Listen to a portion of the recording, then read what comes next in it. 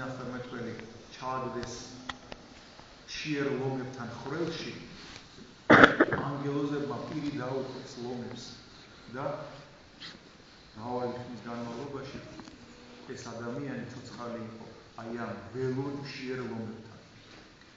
სამი ყრმანი ბაბილონშია, რომელიც მარხულობდნენ და კერპთაგან აზორებელი საჭმელი არ ჭამეს, ცეცხლში ჩაყარეს. მაგრამ ანგელოზი ღვთისა აგრილობდა იმ ცეცხლს და ერთი ღერათმაც კი არ შეტრუსიათ აი ამ წმინდა ყრმებს. ანანია, აზარია და მისაელი იყო მათ.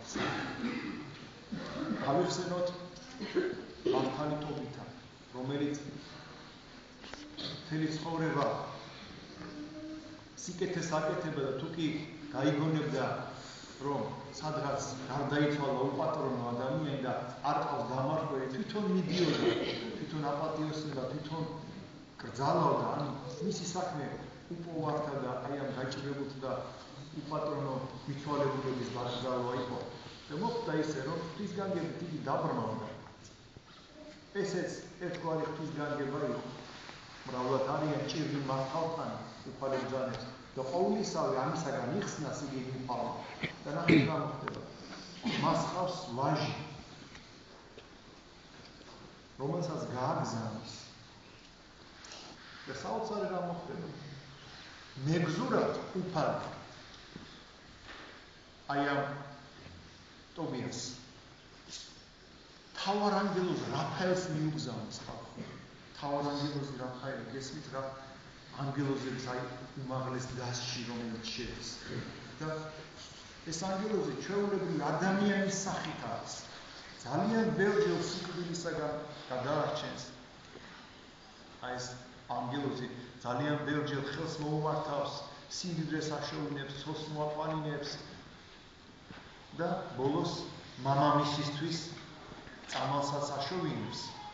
რადგანაც ეს დაბრმავებულია და სწორედ აი ამ ბრმობის წამალს აშოვინებს და ესე გახარებული რომ მივა ეს ბიჭი მამას თვალებსაც აუხელს აი ამ ქველმოქმედ ადამიანს და ამდენ სიკეთესაც ეტყვის რომ აი ესე ყველაფერი აი აქ ჩემმა მეგზურმა გამიკეთავა. დადგავთ რომ მე დაგტოვოთ და ვინ ახარ შენო? არ იცის ვინ არის.